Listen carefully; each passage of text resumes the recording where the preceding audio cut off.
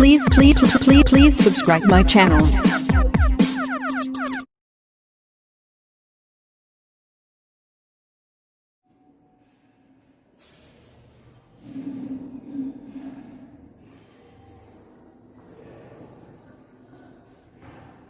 Good morning students. आज मैं लेकर के आया हूँ क्लास 9th का चैप्टर नंबर 2 का पार्ट नंबर 2। चैप्टर था क्या हमारे आसपास के पदार्थ शुद्ध हैं, इच मैटर राउंड अस प्योर। उसमें हमने पदार्थ के बारे में बात की थी कि शुद्ध पदार्थ किसे कहते हैं, मिश्रण क्या होता है, विलयन किसे कहते हैं और विलयन की क्या क्या विशेषताएं होती है। आज हम उसी के आगे अध्ययन करेंगे कि विलयन की सांद्रता का मतलब क्या होता है। विलयन की सांद्रता का मतलब क्या होता है, तो आइए इसकी परिभाषा को अपन जानते हैं। सबसे पहले तो विलयन कैसे बनता है, तो विलेय प्लस विलायक पढ़ चुके हैं हम। विलेय किसे कहते हैं, जिसकी मात्रा कम होती है उसको हम विलेय कहते हैं, और जिसकी मात्रा ज्यादा होती है उसको हम विलायक कहते हैं। या फिर जिसे हम घोलते हैं वो विलेय होता है, और जिसमें घोलते हैं वो विलायक होता है। जैसे हम पानी के अंदर दोस्तों नमक घोलते हैं, एक चम्मच चीनी अपन नमक घोलते हैं, एक चम्मच चीनी अपन कहाँ घोलते हैं, पानी के अंदर। तो एक चम्मच चीनी, इसकी मात्रा कम है, इसको घोल रहे हैं तो ये विलेय है। किसमें घोल रहे हैं, पानी में, तो ये विलायक है। और इन दोनों के मिलने से जो बनेगा वो बनेगा सॉल्यूशन, विलयन बनेगा। तो उस विलयन की सांद्रता का मतलब क्या होता है, तो सांद्रता की अगर हम बात करें तो वह है उस विलयन में उपस्थित विलेय पदार्थ की मात्रा के आधार पर हम इस विलयन को तनु, डाइल्यूट और सांद्र कॉन्सेंट्रेट कहते हैं। आसान सा है। उस गिलास जो पानी का है उसमें हम कितनी चीनी मिला रहे हैं।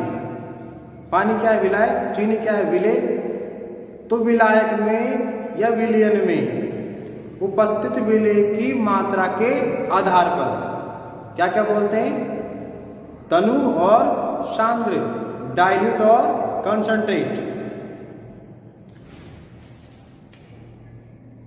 तनु का मतलब क्या होता है, उदाहरण देखिए, ये बीकर है, ये ग्लास है। इस ग्लास में कुल ये 100% विलयन है, जितना भी है 100 ml 100 ग्राम जो भी है। वैसे विलयन को अपन ml में मान लेते हैं। इसको अपन में 100 ml क्या है, सॉल्यूशन है, विलयन है। इस सॉल्यूशन में 90% जो है वो चीनी है, और उसमें 10% क्या है, पानी है। अब बताओ हम किसको घोल रहे हैं, चीनी को घोल रहे हैं। ऐसा तो है नहीं कि पानी को घोल रहे हैं, पानी तो पहले लिक्विड होता है। तो पानी के अंदर हम चीनी को घोल रहे हैं। यह मात्रा ज्यादा किसकी है, विलेय की या विलायक है। तो यहां पर जो चीनी है ये क्या है, विलेय, और ये पानी क्या है, विलायक। तो विलेय की मात्रा यहां पर बहुत ज्यादा है। इसको क्या बोलेंगे, मैंने यहां पर उल्टा लिख देंगे, सही कर लेना इसको। ये क्या है, ये सांद्र है। ये क्या है, सांद्र, और ये क्या है दोस्तों, तनु है। ये सांद्र है और ये क्या है, तनु। ये सांद्र कैसे है, क्योंकि इसमें विलेय की मात्रा बहुत ज्यादा है और विलायक की मात्रा कम है, इसलिए इसको हम सांद्र बोलते हैं। पर परिभाषा यही है इसकी, सांद्र विलयन किसे कहते हैं, तो वह विलयन जिसमें विलेय की मात्रा बहुत अधिक होती है, विलायक की मात्रा कम होती है, उस विलयन को हम सांद्र विलयन या कॉन्सेंट्रेट विलयन कहते हैं। अब देखिए उसी को अपन बदल देते हैं, वही 100% विलयन है, इसमें हमने ले लिया जो 10% का पानी था उसको अपने 90% कर दिया है। और इसमें 10% हमने क्या रखी है, चीनी रखी है। अभी भी क्या बनेगा, विलयन बनेगा, उतना ही बनेगा जितना पहले बना था। लेकिन अब की बार ये विलयन कैसा होगा, डाइल्यूट होगा, तनु होगा, क्योंकि इसमें विलय की मात्रा कम है और विलय की मात्रा ज़्यादा है। तो इस प्रकार से तनु और सांद्र को बोलते हैं। जब आप कुछ कक्षाओं में अध्ययन करेंगे 11th 12th में 10th में, तब आपको केमिस्ट्री के अंदर विभिन्न प्रकार के जो एसिड्स हैं, बेसिक्स हैं, उनको जब आप देखेंगे तो उनकी जो बोतल होती है लैब में, उस बोतल के ऊपर ही लिखा हुआ रहता है कि ये तनु HCl है, ये सांद्र HCl है, या ये तनु H2SO4 है। तो तनु सांद्र का मतलब ये परसेंटेज से उनकी विलय की मात्रा के आधार पर होता है। आगे देखिए, एक है विलय की मात्रा के अनुसार विलयन को हम संतृप्त और असंतृप्त विलयन में भी बांटते हैं। संतृप्त और एक है असंतृप्त। देखो संतृप्त, इसमें संतृप्त, तृप्त का मतलब है किसी की कोई इच्छा वो पूरी हो जाएगी, जो उसकी डिमांड है वो उसकी पूरी हो जाएगी, इसको बोलते हैं तृप्त। जैसे कोई व्यक्ति प्यासा है और उसको बहुत या आवश्यकता अनुसार उसको पानी पिला दिया जाएगा, वो तृप्त हो जाएगा।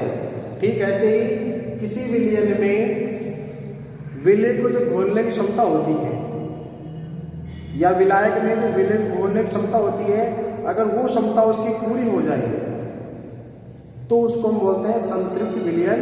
या फिर वह विलयन जिसमें हम विलय की और अधिक मात्रा नहीं घोल सकते हैं, वह विलयन जिसमें हम और अधिक मात्रा में विलय पदार्थ को, विलय पदार्थ की मात्रा नहीं घोल सकते हैं, क्या कहते हैं उसे संतृप्त विलयन के नाम से जानते हैं।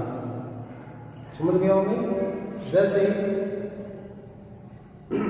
एक गिलास पानी भर के आपने बाल्टी में डाला और आपसे कहा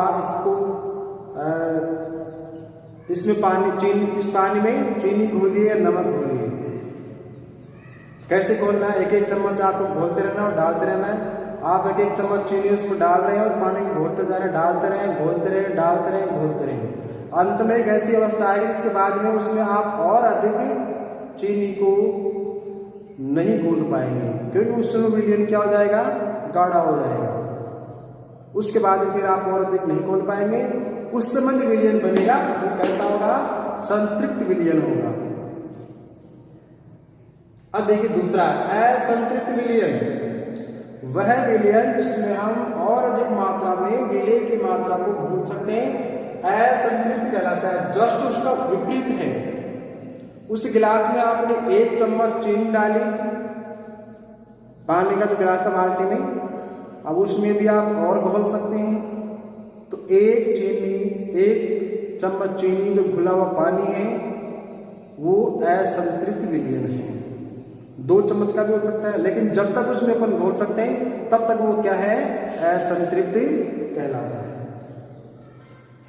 आगे देखिए, विलयन की सांद्रता को दर्शाने की विधियां तो बहुत सारी हैं, कई विधियां आप आगे जाकर केमिस्ट्री में पढ़ेंगे, अध्ययन करेंगे। यहाँ पर केवल अपनी क्लास में 3 विधियां हैं जिसके बारे में हम बात करेंगे, और उन विधियों के द्वारा हम किसी विलयन की सांद्रता के बारे में निर्णय कर सकते हैं, निकाल सकते हैं। पहली विधि क्या है, पहली विधि है द्रव्यमान विलयन के द्रव्यमान प्रतिशत।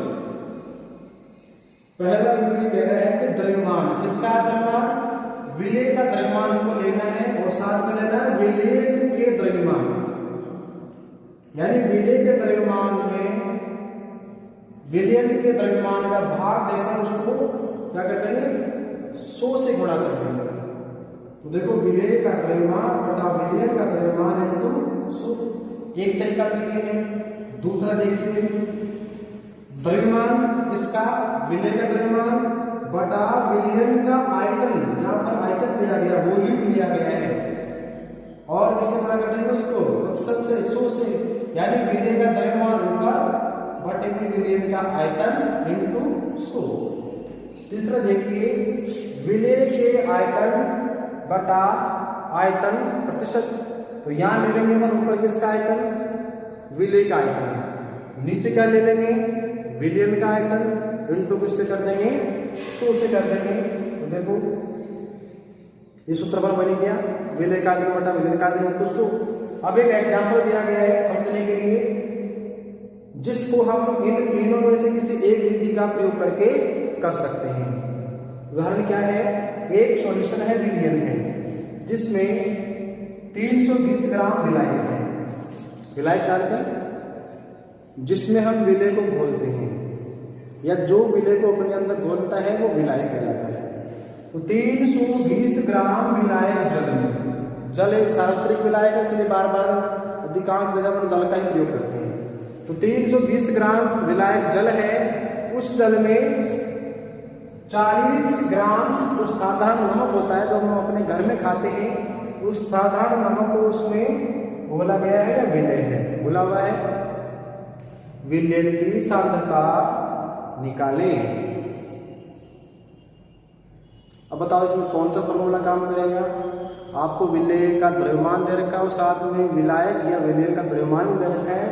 तो द्रव्यमान का फॉर्मूला इसमें काम करेगा, ये सूत्र इसमें काम करेगा, विलय का द्रव्यमान बटा विलयन का द्रव्यमान इंटू 100। विलय का द्रव्यमान कितना है, 40 ग्राम हमको दे रखा है। विलायक का द्रव्यमान कितना है, तो 320 ग्राम हमको दे रखा है।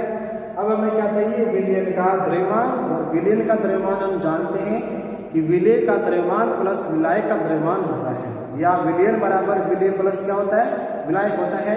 तो विलय का द्रव्यमान 40 है, विलायक का द्रव्यमान 320 है। इन दोनों को अपन जोड़ देंगे तो 360 ग्राम ये द्रव्यमान आएगा विलयन का सॉल्यूशन का। तो ऊपर रखेंगे विलय का द्रव्यमान कितना है 40, और नीचे क्या आएगा, विलयन का द्रव्यमान 360 इंटू कितने से करेंगे, 100 से करेंगे। तो 0 से अपन 0 काट देंगे, और 40 को अपन 10 से गुणा करेंगे तो 400 जाएंगे, और 400 जब 36 का हम भाग देंगे तो ये 11.1% हमारा उत्तर होगा। यानी इस विलयन के अंदर जो नमक की मात्रा है वो 11.1% है, जो इसकी सांद्रता के बारे में हमें बताता है। तो मित्रों, इस प्रकार से हम इस विलयन की सांद्रता के बारे में जानकारी ग्रहण कर सकते हैं। आशा करता हूँ ये बिंदु आपको समझ में आया होगा, और किसी प्रकार की कोई समस्या आपको हो तो उसके लिए आप कमेंट्स कर सकते हैं। उस समस्या का समाधान मैं आपको कमेंट्स के द्वारा ही दूंगा। और चैनल को अधिक से अधिक सब्सक्राइब करें और दूसरों के पास में शेयर करें, ताकि वो अधिक से अधिक इस समय इसका लाभ उठा सकें। धन्यवाद मित्रों।